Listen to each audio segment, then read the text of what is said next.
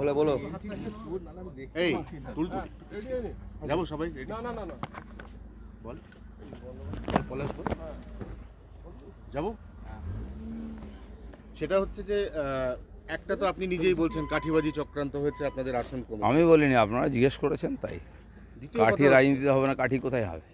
দ্বিতীয় কথা হচ্ছে যারা এইবারে শরিক হয়ে গেল তারা তো এমন এমন ডিমান্ড করছে, এই ডিমান্ডগুলো মানে সেই অলিক কল্পনার ডিমান্ড, মানে বলছে স্পিকারের পদ চাই, পূর্ণমন্ত্রীর পদ চাই। না, রাজনীতি এটাই, হাতি কাদায় পড়লে ব্যাঙেও লাথি মারে, তো হাতি তো কাদায় পড়েছে, তো সেটা সবাই বার্গেনিং করছে। কিন্তু এটাও মনে রাখতে হবে নরেন্দ্র মোদী, অমিত শাহ আছেন, আর এরা আমাদের পুরনো পার্টনার, এদেরকেও আমরা চিনি। তারা একটু বেশি দাম রাখছেন, যতটা বেশি পাওয়া যায়, কিন্তু সরকার চালিয়ে লোককে সুশাসন দিতে হবে, কারণ লোক ম্যান্ডেট দিয়েছে বিজেপির পক্ষে এবং এনডিএর পক্ষে, সেটা যেন ভুলে না যান।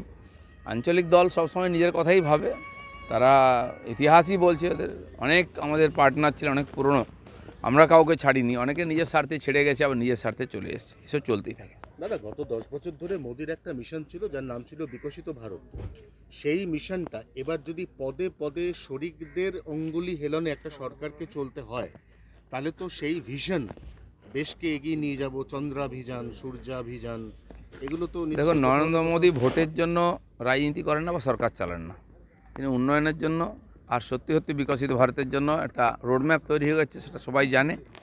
আমার মনে হয় না ওতে কোনো বিশেষ বাধা আসবে। দেশের আর্থিক স্থিতি খুব ভালো, কালেকশন ভালো হচ্ছে, প্রায় 2.25 লাখ টাকা গত বছর, 2.25 লাখ কোটি টাকা গত মাসেতে, আর জিএসটি কালেকশন হয়েছে, যেটা 40,000 থেকে শুরু হয়েছিল। তো সেই জন্য টাকার অভাব হবে না, ইচ্ছার অভাব নেই, কাজও হচ্ছে। আর আমার মনে হয় যারা আছেন এ ধরনের করবেন, তাদেরকে নিজের এলাকায়ও জবাব দিতে হবে। আপনাদের মনে আছে 2004-এর কথা, সেবারে যারা বার্গেনিং করেছিলেন অটলজি সরকার যাওয়ার সময়, তারা সাফ হয়ে গেছিলেন, তার মধ্যে মমতা ব্যানার্জির পার্টিও ছিল। এবার প্রশ্ন হচ্ছে যে আক্রান্ত কর্মী যারা 21-এর বিধানসভার পরে পোস্টপোল ভায়োলেন্সে আক্রান্ত হয়েছেন, এবারে 2024-এ তারা প্রিপোল পোস্টপোল দু ধরনের ভায়োলেন্সে আক্রান্ত হয়েছেন, তাদের মনোবল চাঙ্গা করে আবার দলের কাজে লাগানো, আপনি দীর্ঘদিন ধরে এই রাজ্যের দায়িত্ব সামলেছেন, এটা কতটা কঠিন বা চ্যালেঞ্জিং? এখন ইলেকশন এলেই পশ্চিমবাংলায় এরকম হয়, ইলেকশনের আগে, ইলেকশনের সময়, ইলেকশনের পরে হিংসা হয়, স্বাভাবিক। আর এরা যারা বিজেপি করছেন তারা জানেন, এই জেনেই বিজেপি করতে এসছেন। আমার অভিজ্ঞতা গত প্রায় 10 বছর হতে গেল, আমি দেখছি এই পরিস্থিতির মধ্যে লড়াই করে আমরা পার্টিকে এগিয়ে দিয়েছি। যাদের উপর অত্যাচার হচ্ছে, বাড়ি ভাঙা হচ্ছে, এখনও চলছে, পার্টি তাদের সঙ্গে আছে, যথাসম্ভব চেষ্টা করছে। পুলিশের উপরে ভরসা করি আমরা, কিন্তু পুলিশের উপরে তো কে ভরসা করে, আরও কিন্তু উপায় নেই।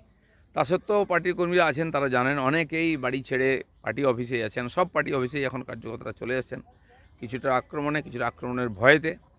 তো সেন্ট্রাল ফোর্সও আছে, কিন্তু এই পরিস্থিতির মধ্যে আমরা লড়াই করব, এবং এই হিংসা বাড়লে টিএমসি হারবে। এই লোকগুলো যারা আক্রান্ত হয়ে আছেন এবং তারা দেখছেন, আপনি নিজেই কালকে বলেছেন যে পার্টির গ্রোথ একটা জায়গাতে আটকে আছে, এই অবস্থায় এদের মনোবল সব থেকে বড় কথা, এদের নাও ঠিক আছে রেস্কিউ। আমি তো ব্যক্তিগতভাবে বলতে পারি, আমি সব জেলায় যাব আর কর্মীদের সঙ্গে দেখা করব, অলরেডি শুরু করেছি। আজকে বিকালবেলা যাব পুরনো অফিসেতে, অনেকে আমার সঙ্গে দেখা করতে চাইছিলেন, নাহলে ওখানে আসুন, একসঙ্গে গল্প করা যাবে, চা খাওয়া যাবে। এটা আমি আগেও করেছি, এখনও করব, কারণ পার্টির কর্মীরা যারা লড়াই করেছেন রিস্ক নিয়ে, তারা জানেন এ ধরনের হতে পারে, তাদের সঙ্গে দাঁড়ানোটা আমাদের দায়িত্ব। জয়ের পর তো জয়ী প্রার্থীরা ফোন পেয়েছেন, যারা পরাস্ত আপনাদের মতো পোড় খাওয়া পুরনো লোক, তারা এখনো পর্যন্ত হাইকমান্ডের কাছ থেকে পরবর্তী ভূমিকা দলে এরকম কোনো ফোন? না, আমার মনে হয় সেরকম কিছু হয়নি। আগে সরকার তৈরি হবে, তারপরে পার্টি নির্বাচনের অ্যানালাইসিস, এগুলো সবই হবে। চলো, আমার কোশ্চেন আছে, মেদিনীপুরের সাংসদ হয়ে আপনি সেখানকার মানুষের পাশে থাকতেন, তাদের বাড়ি যেতেন, বর্ধমানে প্রার্থী হয়ে সেখানেও তাদের পাশে ছিলেন, কথা বললেন।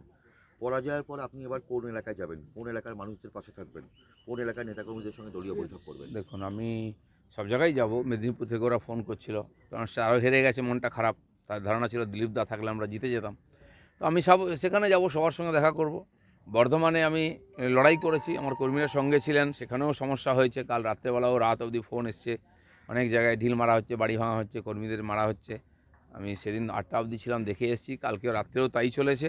বর্ধমানেও যাব আমি, শুধু তারিখ বর্ধমান, আমার মেদিনীপুর নয়। আমি রাজ্য সভাপতি হিসাবে পুরো প্রদেশে ঘুরতাম, সব জায়গায় সমস্যার সমাধানে ছিলাম, লড়াইয়ের জবাব দিতাম। সে আমার ভূমিকা থাকবে, পার্টি আমাকে দায়িত্ব দিক বা না দিক, আমি যতদিন রাজনীতিতে থাকবো কর্মীদের সঙ্গেই থাকবো। শেষ প্রশ্ন, 3 জন প্রার্থীর নাম বলছি, কীর্তি আজাদ, মোহাম্মদ ইউসুফ পাঠান এবং তার সঙ্গে রচনা ব্যানার্জি, এদের আগামী দিনে দেখা যাবে আর এলাকায় পার্লামেন্টে? না দেখুন, ইতিহাস তো বলছে উল্টো। আমরা দেখেছি এর আগে অনেক সেলিব্রিটি প্রার্থী ছিলেন, তাদেরকে পরের বার টিকিট দেওয়া হয়নি। মুনমুন সেন ছিলেন, সন্ধ্যা রায় ছিলেন, গতবারে মিমি ছিলেন, নুসরত ছিলেন। তো মানুষকে লোভ দেখানো, ভয় দেখানো হয়, দিয়ে ভোট নেওয়া হয় বিভ্রান্ত করে। সে 500 টাকা হোক ভান্ডার বা সেলিব্রিটি প্রার্থী, ভোট নিয়ে গেলে তারপরে 5 বছর আর খেয়াল থাকে না। উল্টো বলা হয় বিজেপির লোকেরা কোথায়, আমরা তো ছিলামই। 2 বছর করোনা বাদ দিলে বাকি আমাদের ক্যান্ডিডেটও ছিলেন। কাজের দায়িত্ব আমাদের নয়, সরকারের। তো সেটাও পাবলিককে বোঝা উচিত, যারা ভোট দিয়েছেন তাদের হিসাব চাওয়া উচিত। সৌমিত্র খাঁ বা লোকেশ্বর